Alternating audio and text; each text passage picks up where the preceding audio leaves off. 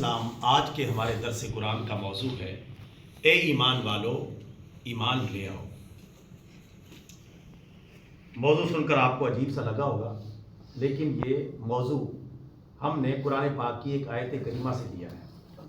وہ آیت کریمہ ہم آپ کے سامنے پیش کر دیتے ہیں، اس کا ترجمہ بھی یہی بنتا ہے۔ اللہ تبارک و تعالیٰ پارہ نمبر 5 سورہ نساء کی آیت نمبر 136 میں ارشاد فرماتا ہے، یا ایھا الذین آمنوا آمنو، اے ایمان والو ایمان لے آؤ۔ عام طور پہ یہ تو آپ نے سنا ہوگا، اے کافرو ایمان لے آؤ، اے مشرکو ایمان لے آؤ، اے منافقو ایمان لے آؤ۔ لیکن اس آیت کریمہ میں کیا فرمایا جا رہا ہے کہ اے ایمان والو ایمان لے آؤ۔ اب ایسا کیوں فرمایا گیا؟ اس سے پتہ چلا صرف زبانی کلمہ پڑھ لینے سے اور زبانی ایمان کا دعویٰ کرنے سے کوئی بندہ سچا مسلمان نہیں بن جاتا، کمزوریوں کے ساتھ مسلمان بن جاتا ہے۔ کلمہ شریف پڑھ لیا، مسلمان تو بن گیا، اس میں تو کوئی شک و شبہ نہیں، لیکن ایک کمزور سا مسلمان، ایک ضعیف سا مسلمان، ایک برائے نام مسلمان وہ بن گیا۔ زبان سے کہہ بھی دیا لا الہ الا اللہ تو کیا حاصل، دل و نگاہ مسلمان نہیں تو کچھ بھی نہیں۔ زبان سے تو کلمہ پڑھ لیا، لیکن دل کی گہرائیوں تک وہ کلمہ عمل کے ساتھ نہیں اتر سکا۔ زبانی کلمہ ہر کوئی پڑھدا، دل تھی پڑھدا کوئی ہو۔ دل سے جو کلمہ ہے مطلب عمل کے ساتھ، ویسے تو جو مسلمان کلمہ پڑھتا ہے ظاہر دل سے ہی پڑھتا ہے، لیکن عملی کوتاہیوں کی وجہ سے، کمزوریوں کی وجہ سے، بے عملیوں کی وجہ سے، مثلا ایک بندہ نے کلمہ پڑھ لیا لیکن نماز کبھی نہیں پڑھی، برائے نام سا مسلمان ہے، آخری درجے پر کنارے پر کھڑا ہے، ایک دھکا لگے تو کفر میں جا گرے گا۔ لا حول ولا قوت الا باللہ۔ اللہ تعالیٰ ہم سب کی حفاظت فرمائے۔ یعنی اسی طرح کلمہ پڑھ لیا لیکن زندگی میں کبھی روزہ نہیں رکھا، کلمہ پڑھ لیا لیکن زندگی میں امیر ہونے کے باوجود کبھی زکوٰۃ نہیں دی، کلمہ پڑھ لیا طاقت کے باوجود حج بیت اللہ نہیں کیا، کلمہ پڑھ لیا قرآن و سنت پر کما حقہ عمل نہیں کیا، تو ایسا بندہ مسلمان تو ہے، ہم اس کے اسلام کا اور ایمان کا انکار نہیں کر سکتے، لیکن برائے نام سا مسلمان ہے۔ اسی وجہ سے ایسے ہی مسلمانوں کو مخاطب کر کے اللہ تعالیٰ نے فرمایا ہے، یا ایھا الذین آمنوا آمنو، اے ایمان والو ایمان لے آؤ، انسان بن جاؤ، صحیح مسلمان بن جاؤ، صحیح مومن بن جاؤ۔ ایمان لانے کے بعد بھی تمہیں ابھی ایمان لانے کی ضرورت ہے، یعنی عمل کی، قرآن و سنت کی تعلیمات پر عمل کرنے کی ضرورت ہے، پھر کہیں جا کے صحیح مسلمان بنو گے۔ اس وجہ سے ہمیں صرف کلمہ پڑھ لینے پر خوش نہیں ہو جانا چاہیے، بس میں نے کلمہ پڑھ لیا ہے، کیونکہ قرآن پاک نے جہاں بھی ذکر کیا ہے ایمان اور عمل صالح کا اکٹھا ہی ذکر کیا ہے، جیسے الا الذین آمنوا وعملوا الصالحات، مگر وہ لوگ کہ جو ایمان لائے اور انہوں نے نیک اعمال کیے۔ ایمان کے ساتھ ہمیشہ اللہ تعالیٰ نے قرآن پاک میں عام طور پر عمل صالح کا، نیک اعمال کا ذکر کیا ہے۔ اس سے پتہ چلا ایمان بھی ضروری ہے اور ایمان لانے کے بعد نیک اعمال بھی ضروری ہے، اس کے بغیر بات نہیں بنے گی صرف کلمہ پڑھ لیا اور بس۔ کسی نے کیا خوب لکھا ہے کہ صبر، دلیری، خودداری، حق پرستی اب کہاں، رکھ لیا اچھا سا ایک نام اور مسلمان ہو گئے۔ ایک اچھا سا نام رکھا اور مسلمان ہو گئے۔ غلام اللہ نام ہے، غلام اللہ، اللہ کی کبھی بات نہیں مانی۔ نام ہے غلام محمد، محمد صلی اللہ علیہ وسلم کی سنتوں پر کبھی عمل نہیں کیا۔ نام ہے غلام رسول، لیکن رسول کی کبھی اطاعت نہیں کی۔ رکھ لیا اچھا سا ایک نام اور مسلمان ہو گئے۔ اچھا سا ایک نام رکھ لیا اور اس کے بعد سمجھے میں تو مسلمان ہوں، میں نے کلمہ بھی پڑھا ہوا ہے اور میرا اچھا سا ایک نام مسلمان ہے، اور شناختی کارڈ پہ بھی تقریباً میں مسلمان ہوں۔ تو شناختی کارڈ کپڑوں میں تو نہیں چلے گا، یہ تو نادرا اور اس سے متعلقہ اداروں میں چلتا ہے۔ پاکستان میں، دنیا میں کام چلانے کے لیے اور فیکٹریوں میں یا دیگر جگہوں پہ ملازمت حاصل کرنے کے لیے شناختی کارڈ کا مسلمان ہونا کافی نہیں۔ شناختی کارڈ پہ مسلمان لکھوا دیا، ہم سمجھیں کہ بھائی بالکل ہی ہم اللہ اور اس کے رسول کے معیار کے مسلمان بن گئے، ایسا بالکل بھی نہیں۔ تو ہمیں چاہیے کہ ہم شناختی کارڈ صرف مسلمان نہ بنے، شناختی کارڈ بھی بنے، کیونکہ دنیا کے کام بھی حل کر رہے ہیں، لیکن قرآن و سنت کے مسلمان بنے۔ دیکھیں شناختی کارڈ مسلمان بن کے بس بیٹھ جانا. قرآن و سنت کے مسلمان جو قرآن پر عمل کرے اور پیارے نبی صلی اللہ علیہ وسلم کے فرمان پر عمل کرے، ایسے مسلمان بننا ضروری ہے. ایسے ہی لوگوں کے بارے میں اللہ تعالیٰ نے یہ بات فرمائی ہے کہ اے ایمان والو ایمان لے آؤ. اب سمجھ میں آ گئی بات؟ اے ایمان والو ایمان لے آؤ کا کیا مطلب ہے؟ تو ہمیں اپنے ایمان کے حوالے سے سوچنا چاہیے اور غور کرنا چاہیے اور اس کی اصلاح کی فکر کرنی چاہیے.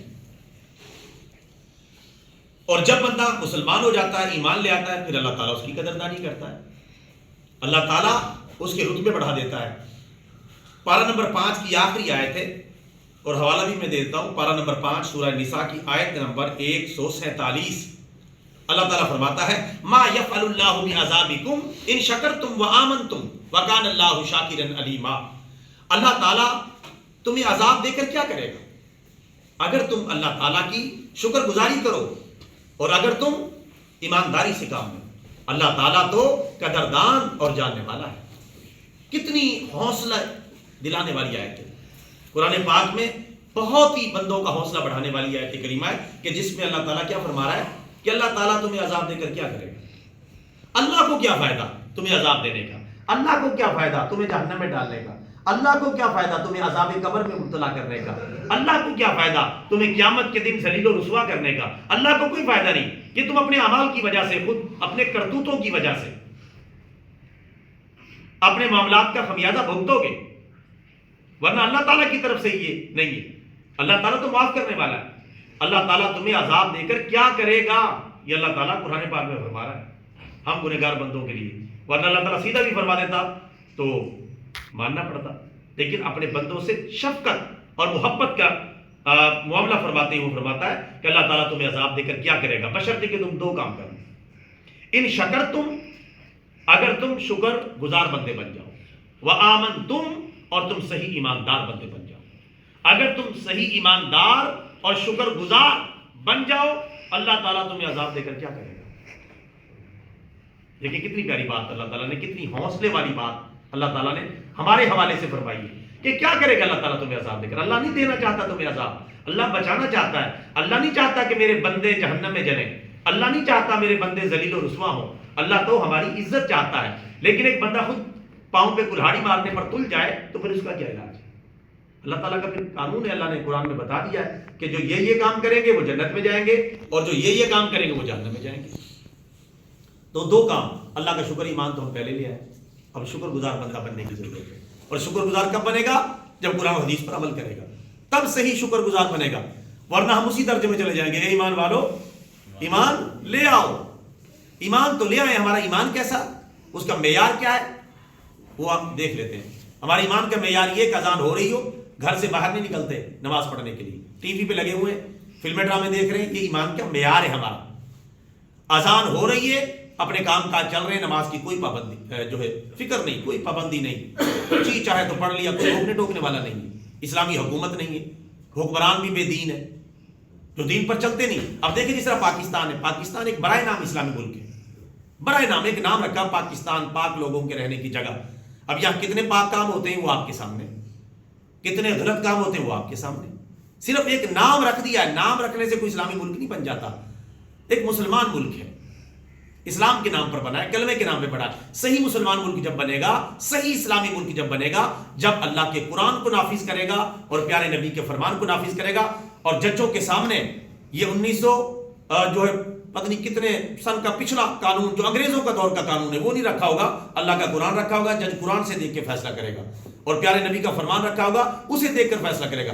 ہمارے ججوں کا تو یہ حال ہے، نہ قرآن ان کے سامنے ہوتا ہے، نہ حدیث ان کے سامنے ہوتی ہے، اور اللہ معاف فرما فیصلے کر رہے ہوتے ہیں وہی قانون کی گھسی پیٹی کتاب اپنے سامنے رکھ کر، اور فیصلے بھی کرتے ہیں انگریزی میں جو قوم کو سمجھ میں نہیں آئے، قوم کو بیچاری کو ترجمے کر کر کے سمجھنے پڑتے ہیں. یار یہ فیصلہ کیا کر دیا ہے. یہ ہمارا حال ہے. اللہ تعالیٰ ہمیں ہدایت عطا فرمائے. تو یہ آخری بات سماعت کریں کہ اللہ تعالیٰ تمہیں عذاب دے کر کیا کرے گا اگر تم شکر گزار بندے بن جاؤ اور تم ایماندار بندے بن جاؤ. آخری بات ارشاد فرمائی وَقَانَ اللَّهُ شَاكِرًا عَلِيمًا، اور اللہ تعالیٰ تو قدردان ہے، جاننے والا ہے. کس چیز کا قدردان ہے اللہ تعالیٰ؟ یعنی تمہارے ایمان کا قدردان ہے. تمہارے ایمان کا مول پا دیتا ہے، تمہارے ایمان کا جو ہے وہ قیمت ادا کر دے گا اللہ تعالیٰ قیامت کے دن. قدردان ہے. ایسے نہیں کہ ایماندار اور بے ایمان اکٹھے ہو جائیں، سوال ہی پیدا نہیں ہوتا۔ تمہارے ایمان کی قدر دانی کا اللہ تعالیٰ حق ادا کر دے گا، ایمان والے بنے تو صحیح۔ کل قیامت کے دن دیکھنا پھر ایمان والے کس طرح پروٹوکول کے ساتھ جنت میں جائیں گے، اور سارے منہ دیکھ رہے ہوں گے۔ جو بے نمازیوں کو کمزور سمجھ رہے تھے، یا جو نماز پڑھنے والوں کو کمزور سمجھ رہے تھے، تو وہ بے نمازی جو ان پر تانا کستے تھے، وہ جب ان کی حالت دیکھیں گے تو پھر پتہ چلے گا اللہ تعالیٰ نے کیسے قدردانی کی۔ اللہ تعالیٰ تو قدردان ہے، تمہارے ایمان کا بھی قدردان ہے اور تمہاری شکر گزاری کا بھی قدردان ہے۔ اور آخری جو لفظ اللہ نے اپنی شان میں فرمایا، علیمہ، اللہ تعالیٰ ہر چیز کو جاننے والا ہے۔ کون صحیح ایمانداری سے کام لے رہا ہے اور کون صحیح شکر گزاری سے کام لے رہا ہے، اور کون اوپر سے ہی سارے کام چلا رہا ہے۔ دل سے وہ اللہ تعالیٰ پر نہ صحیح ایمان لاتا ہے اور نہ نیک اعمال کرتا ہے۔ اللہ کو پتہ ہے، اللہ کو بتانے کی ضرورت نہیں، اللہ کے سامنے اپنی تعریفیں کرنے کی ضرورت نہیں، میں ایسا میں ویسا، اللہ کو سب پتہ ہے۔ اشتہارات میں لمبے لمبے نام لکھنے کی ضرورت نہیں، اپنی تعریفیں خود کرنے کی ضرورت نہیں، اللہ کو پتہ۔ علیمہ، وہ ہر چیز کو جاننے والا ہے، اس کو کیا بتانا ہے؟ اس لیے لوگ بلا وجہ اپنی تعریفیں اللہ معاف فرمائے کرتے رہتے ہیں اور اپنی تعریفوں سے بڑے خوش ہوتے ہیں۔ اپنی تعریف سے خوش ہونا جہالت ہے۔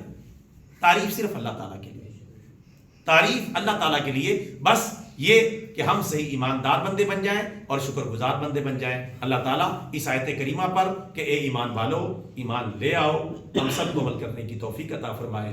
وما علینا الا البلاغ المبین۔